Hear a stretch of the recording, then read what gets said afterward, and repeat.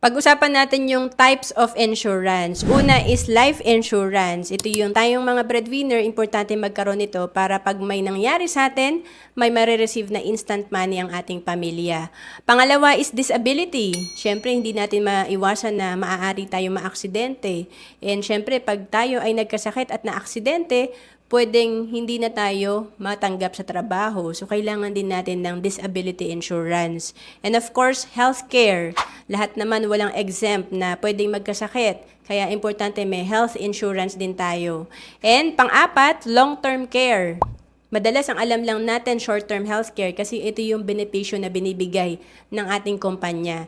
And kailangan i-consider din natin yung long-term healthcare kasi pag tayo ay nag-retire, mas kailangan natin ng healthcare.